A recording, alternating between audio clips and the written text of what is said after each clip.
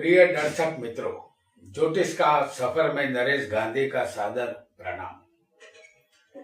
ये हमारा 270वां एपिसोड है जिसका नाम है मेष लग्न में योग कारक ग्रह। दोस्तों, हमारा कोई भी लग्न हो, लेकिन हर लग्न के अलग अलग योग कारक ग्रह होते हैं जो जातक को सुखी करते हैं, साथ ही जीवन में बहुत आगे ले जाते हैं और तरक्की भी करवाते हैं। जो राशि पहले स्थान में होती है उसे जन्म लग्न कहते हैं। उस राशि के मालिक को लग्नेश कहते हैं। हर कुंडली में अलग अलग लग्न होता है। आज हम इस एपिसोड में मेष लग्न का परिचय करेंगे। लग्न कुंडली की बुनियाद है और बुनियाद जितनी मजबूत होगी, इमारत उतनी ही बुलंद होगी। लग्न जातक का शरीर है। कुंडली में लग्न स्थान और लग्नेश जितना मजबूत स्थिति में होगा, उतना ही जातक के शरीर को बल प्राप्त होगा।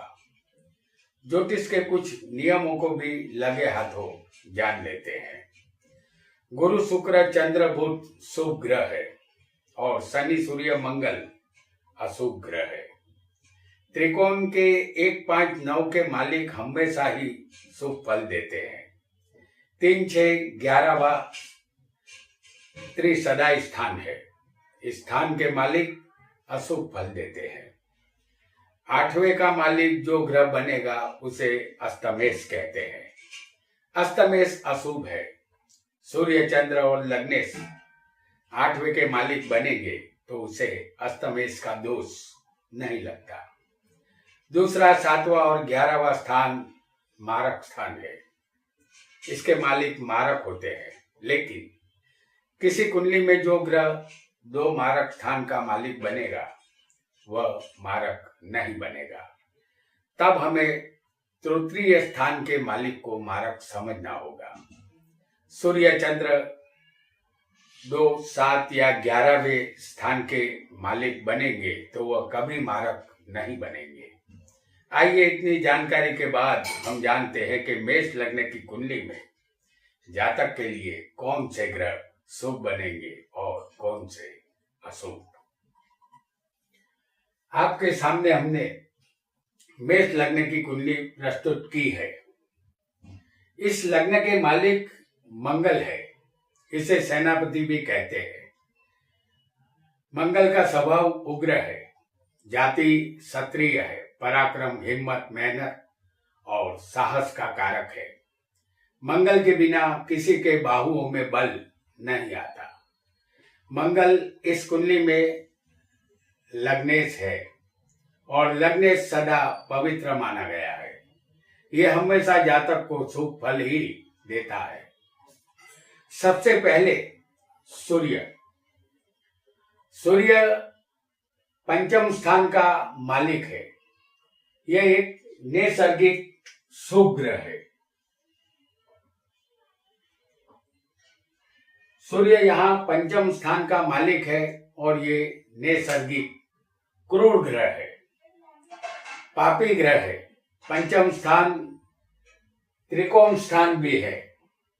इसे शुभ स्थान कहते हैं। पंचमेश हमेशा शुभ फल देता है।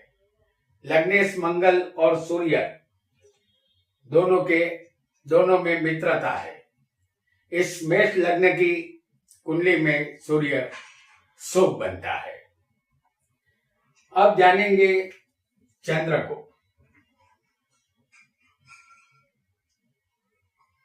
यहां लग्नेश मंगल होगा। चंद्र चौथे स्थान का मालिक है। यह नैसर्गिक शुभ ग्रह है। इस स्थान को केंद्र स्थान कहते हैं। 1, 4, 7, 10 ये केंद्र स्थान कहते हैं। चंद्र सूर्य से अगर 72 अंश दूर होगा तो उसे बलवान माना जाएगा। पूर्ण चंद्र शुभ होता है और क्षीण चंद्र अशुभ होता है। चंद्र लग्नेश मंगल का मित्र है। इस कुंडली में चंद्र शुभ बनता है। मंगल। अब जानेंगे मंगल के विषय में। मंगल लग्न के और 8वें के मालिक है।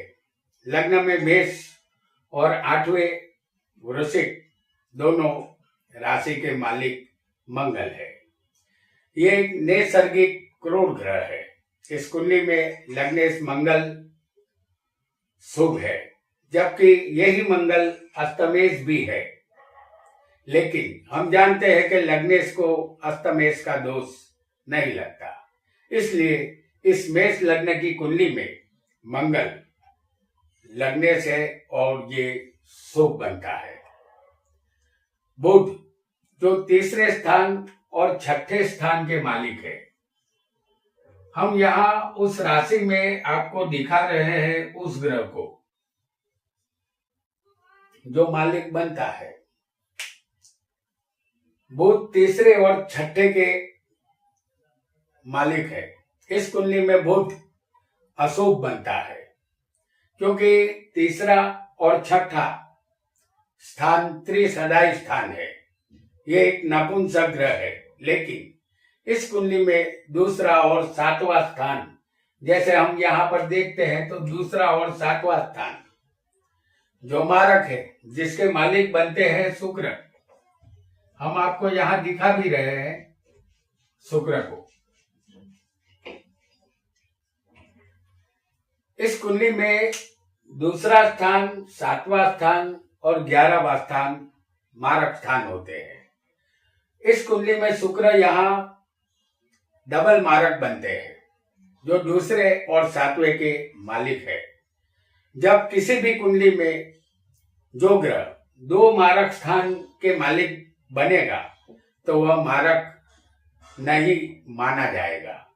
इसलिए इस कुंडली में तीसरा स्थान जो होता है वो मारक बनेगा और उसके मालिक बुध इस कुंडली में यहाँ पर मारक का काम करेंगे। तो तीसरे के मालिक यहाँ बुध है जो यहाँ मारक बनेंगे, क्योंकि इस कुंडली में 2 स्थान के मालिक शुक्र है जो मारक नहीं बन सकते। तो हमें तीसरे स्थान के जो मालिक होंगे उसे मारक के तौर पर लेना होगा। तो इस मेष लग्न की कुंडली में बुध अशुभ होता है और लग्नेश मंगल का ये कट्टर शत्रु भी है। अब एक और ग्रह को भी जान लेते हैं, जिसे कहते हैं गुरु। कुदरती और सौम्य शुभ ग्रह है। इस कुंडली में गुरु भाग्य स्थान के मालिक बनते हैं और गुरु बनते हैं 12वें स्थान के भी मालिक। तो भाग्य स्थान एक त्रिकोण स्थान है। इस स्थान का मालिक शुभ फल देता है और ये स्थान उत्तरोत्तर बलवान भी है, क्योंकि पहला जो स्थान होता है वो भी त्रिकोण स्थान है और 5वां भी त्रिकोण है और 9वां भी त्रिकोण है। यानी पहले से ज्यादा 5वां बलवान होता है, 5वें से ज्यादा 9वां बलवान होता है। तो ये उत्तर बलवान भी है और 12वां स्थान व्यय स्थान है, लेकिन 12वां स्थान तटस्थ होता है। गुरु भाग्य के मालिक होने से गुरु इस कुंडली में शुभ बनते हैं। ये मंगल के मित्र भी है, तो यहाँ हमें गुरु को शुभ मानना है, क्योंकि 12वां स्थान तटस्थ है और गुरु यहाँ भाग्य के मालिक है। आइए एक और ग्रह को भी जानेंगे, जो है शुक्र। ये एक और नैसर्गिक सौम्य और शुभ ग्रह है। इस मेष लग्न की कुंडली में शुक्र दूसरे और 7वें स्थान के मालिक है। ये दोनों स्थान मारक है, लेकिन ज्योतिष के नियम के मुताबिक दूसरा, 7वां और 11वां स्थान मारक होता है। कोई भी कुंडली में 2 मारक अगर कोई ग्रह बनेगा, चाहे वो किसी भी स्थान का मालिक हो, तो वह मारक नहीं बनेगा। तो शुक्र यहाँ मारक नहीं है। दूसरा स्थान तटस्थ होता है।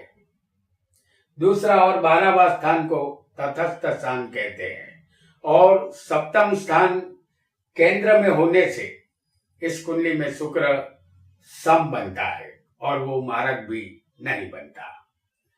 अब एक और ग्रह को जानेंगे, वो होगा शनि। शनि कर्म के और लाभ स्थान के, आय स्थान के भी ये मालिक बनते हैं। इस मेष लग्न में 10वें और 11वें स्थान के मालिक बनते हैं शनि। तो 10वां स्थान केंद्र स्थान है और शनि क्रूर और पापी ग्रह होने से यह शुभ बनता है इस कुंडली में। और 11वां स्थान मारक है, क्योंकि दूसरे से ज्यादा 7वां और 7वें से ज्यादा 11वां। जैसे दूसरा स्थान मारक होता है, 7वां भी मारक है जो उससे ज्यादा मारक बनेगा, और 11वां स्थान उससे भी ज्यादा बली होता है मारक के तौर पर। तो ये उत्तर ज्यादा बलवान स्थान मारक माना जाएगा। तो इस कुंडली में 11वें स्थान के मालिक का अशुभ तत्व बढ़ जाता है। इस कुंडली में शनि सम बनता है क्योंकि ये केंद्र के भी मालिक है। तो यहां हमने प्रिय दर्शक मित्रों, मेष लग्न में शुभ ग्रह सूर्य, मंगल, चंद्र, गुरु शुभ फल देने वाले हैं और बुध अशुभ ग्रह है, वह मारक भी बनता है, और सम ग्रह शुक्र, शनि है। कुंडली देखते समय इन बाबतों का आप ध्यान रखेंगे तो सत्य के निकट हम जरूर पहुंच पाएंगे। आज इतना ही। आपका बहुत बहुत धन्यवाद।